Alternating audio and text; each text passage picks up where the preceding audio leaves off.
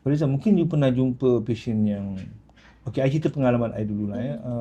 Sejak I lead group Max Family ni kan, of course saya jumpa ramai patient cancer yang macam-macam lah cerita dia orang lah. So ada satu I think umur dia dalam 20-an lah. Dia diagnose dengan CML. Saya pun tak sangka, saya dengar ini daripada dia lah. Dia Muslim lah, orang Melayu. Dia kata, doktor, saya pergi salah satu pengalaman yang dia rasa agak, kata orang, dia susah nak terima dengan masyarakat kita lah. Dia pergi solat dekat surau. Dia memang biasa pergi surau tu lah. Tapi satu hari tu agaknya jiran tahu kan, jadi dia sakit kanser. Pakcik kat sebelah dia tu nampak sangat tak nak berdiri. Memang bukanlah satu jemaah tu elakkan dia, tapi dia terasa sebab pakcik yang seorang ni dia tak memang rapatkan saf. Dia tak rapatkan saf. So dia macam tak nak berdiri betul sebelah dia. So mungkin pakcik tu, yalah, kita punya public, kita punya masyarakat masih terlalu jauh dengan info ataupun fakta kanser yang mengatakan kanser ni boleh berjangkit. Generally kanser tak berjangkit kan? Tidak. So tidak. Itu satu pengalaman pesakit yang dia share dengan saya lah. Yelah, masa nak solat kan dalam surau kan, tapi kita judge. Itulah. Kita judge kita punya jemaah. Kita judge jemaah nak solat kan. Jadi itu sesuatu yang sedih lah saya dengar. Tetapi itulah realiti masyarakat kita. Dan selalunya macam ni lah. Bagi saya, kita akan judge benda yang kita tak faham. Kita akan judge benda yang kita tak tahu. Dan kita akan takut benda yang kita tak tahu.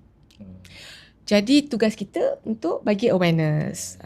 Itu yang pertama. Yang Max Family cuba expand kita orang punya aktiviti lebih kepada public lah. So, dan Max Family ni dia macam satu support group kan. Jadi bila satu support group tu, pesakit tu dia ada, bila dia pergi rawatan dia ada jumpa member yang ada sama sakit dengan dia, yang mungkin makan ubat yang sama dan melalui pengalaman yang sama. Jadi dia dah rasa ada belonging kat situ. So kita ni nature kita sebagai manusia, bila kita ada belonging, kita rasa macam kita ada member, kita rasa kuat. Semangat tu. Jadi sebagai doktor juga, bila kita rawat kanser, kita bukan seorang-seorang. Doktor bukan berseorangan. Kita ada nurse kita. Kita ada jururawat yang pandai bagi kemo, pandai gantung kemo, pandai tengok infusion. Lepas we have a team lah. We have a team. And bila kita biopsi, kita ada pathologist yang memang kita punya team member. Kita tahu dia akan baca biopsi tu dengan tepat. Bila kita buat flow cytometry atau check genetik, dia akan buat cell culture tu, flow cytometry dia akan baca dengan tepat. Setepat-tepatnya. Dan bila kanser tu dah habis rawat, kita nak check dah betul ke dah habis, kita buat MRD, minimal residual disease detection.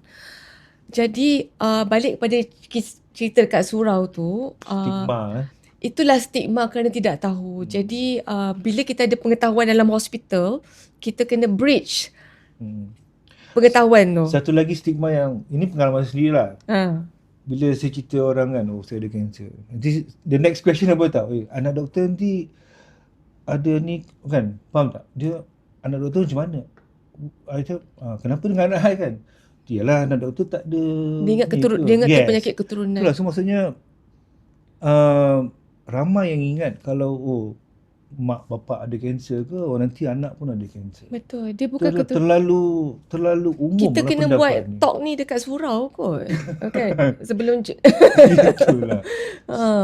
So that is a few stigma yang kita orang jumpa lah, bila patient share lah. So jadi bagi pesakit kanser pun, untuk dia keluar dari rumah, untuk dia bergaul semula dengan masyarakat, it takes courage. Untuk pesakit kanser, betul tak? Untuk berjumpa balik dengan orang kan. Even patient CML pun, saya tak tahu. Lagi satu stigma. Dia orang ni, sebenarnya ramai yang tak declare yang dia orang ada. Contohnya macam patient CML, dia orang ambil ubat dia orang dah sihat. You tak boleh tahu bezakan pun. You ada kan? This is your experience kan? Patient CML yang datang, macam orang normal. So diorang mostly diorang pergi kerja balik. Betul. So some of this patient-patient CML ni ada yang sampai sudah diorang tak declare. I mean of course diorang ada sebab lah. Ada yang declare. Kalau diorang rasa macam majikan diorang tu very supportive, diorang declare. Ada yang macam kantul pun ada juga. Kan, kenapa you selalu pergi ataupun pergi hospital. Diorang akan start tanya lah.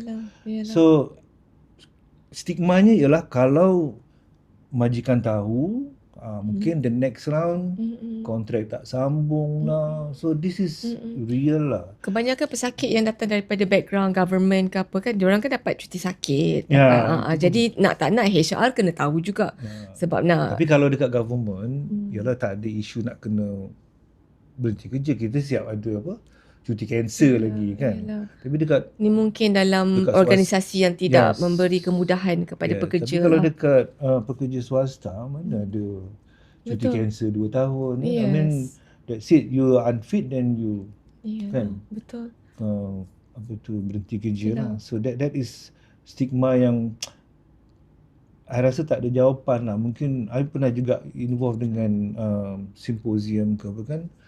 Tak ada siapa berani cakap pasal benda ni lah. I mean, SOKSO ke ataupun Pekiso kan, dia orang tak. Benda-benda ni sensitif sebenarnya. Sebab dia melibatkan duit, melibatkan organisasi. So dia akan jadi terpulang pada pesakit. You rasa selesa nak inform, dengan majikan you inform. Betul.